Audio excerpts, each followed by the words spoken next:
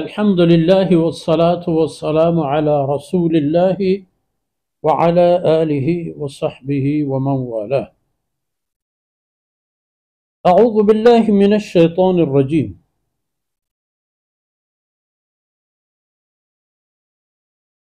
وقالوا لولا أنزل عليه آيات من ربه قل إنما الآيات عند الله وإنما أنا نذير مبين. أولم يكفهم أنا أنزلنا عليك الكتاب يتلى عليهم إن في ذلك لرحمة وذكرى لقوم يؤمنون. سبحانك لا علم لنا إلا ما علمتنا إنك أنت العليم الحكيم. رب اشرح لي صدري ويسر لي أمري واحلل عقدة من لساني يفقه قولي واجعل لي وزيرا من أهلي رب زدني علما وارزقني فهما ثم أما بعد. گرامی قدر بھائیوں، بہنوں اور پیارے بچوں، ان کو بتا دیا گیا کہ کلی احکامات، اہداف اور نشانیاں قرآن کریم میں آپ لوگوں کے لیے موجود ہیں۔ اب یہ لوگ کچھ اور مانگ رہے تھے، کیونکہ بات ماننی نہیں ہے، کیونکہ جناب رسول اللہ صلی اللہ علیہ وسلم پر بحیث اللہ کے رسول اور الہ واحد کی عقیدے پر ایمان لانا ہی نہیں ہے، بس بہانہ بنانے ہیں۔ تو وہ کہنے لگے کہ لولا انزل علیہ آیات، تو جب یہ اللہ کا رسول ہے اس پر کیوں نشانیاں نازل نہیں ہوتی، معجزے کیوں نہیں ہوتے؟ اور معجزے وہ اپنی دلخواہ کی کہا کرتے تھے، کبھی خزانہ مانگتے تھے، کبھی شان و شوکت، کبھی باغ و باغیچہ، اسی طرح کی بات ہے۔ کیوں نہیں اتارتے ہو کوئی نشانی، کیوں ہمیں نہیں دکھا دیتے ہو کوئی معجزہ؟ لولا انزل علیہ آیات، اس پر کیوں معجزے نازل نہیں ہوتے؟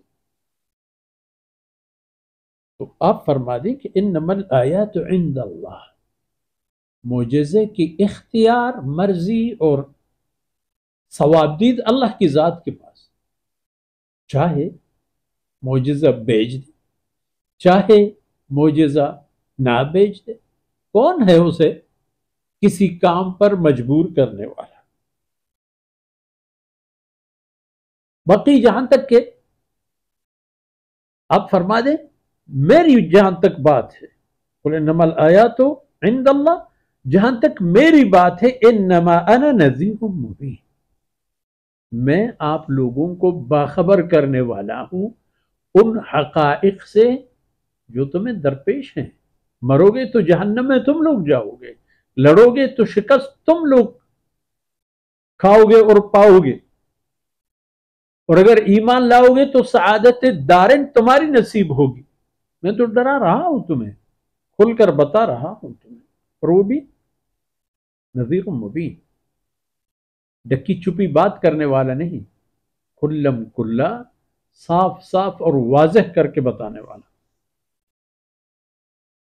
تو یہ کیا مانگتے ہیں؟ اولم یکف لہم انا انزلنا علیک الکتاب یتلی علیہم، کیا یہ کافی نہیں ہے؟ کتنی شاندار قرآن ہم نے نازل فرما دی ہے آپ پر کہ یتلی علیہم، پھر یہ قرآن ان پر پڑھی جاتی ہے، قرآن کی فرمودات اور آیتیں انہیں پڑھ کر سنائی جاتی ہیں، آپ خود پڑھتے ہیں، آپ کے یار و احباب پڑھتے ہیں، صدیق اکبر پڑھتا ہے، صدیق اکبر کھلم کھلا گھومتے پھرتے مکے کی گلیوں میں، مشرکین مکہ کو ایک ایک کر کے ان کی گھر گھر در در جا کے ان کو الہ واحد کی طرف بلا رہا ہوتا ہے، اور اس طرح دیگر صحابہ کرام۔ لیکن مکہ مکرمہ میں ہجرت سے پہلے ان حضرت صلی اللہ علیہ وسلم اور صحابہ کرام میں ابو بکر صدیق ہر خطر میں اپنے آپ کو ڈالنے والے، کوئی خوف و خطر کو اپنے طرف آتے دیکھ کر کلم کلا اس کے سامنے بڑھنے والے اور اللہ کی بات کرنے والے۔ یتلی علیہ پر یہ قرآن کی آیتیں تلاوت کی جاتی ہے۔ ان فی ذلک لرحمۃ وذکریٰ، اس قرآن اور اس کی فرمودات میں رحمت ہے ان انسانوں کے لیے اللہ کی طرف سے، اور نصیحت بھی ہے، لیکن ہر ایک ان سے مستفید تو نہیں ہوتا۔ رحمت و ذکریٰ للمؤمنین، جو اہل ایمان ہیں ان کو یہاں سے رحمت اور نصیحتیں مل جاتی ہیں کہ ان کو پلے باندھ کر وہ دنیا اور آخرت کی سعادت اور سرخروئی حاصل کرتے ہیں۔ وصلی اللہ علی نبینا محمد وعلی آلہ وصحبہ۔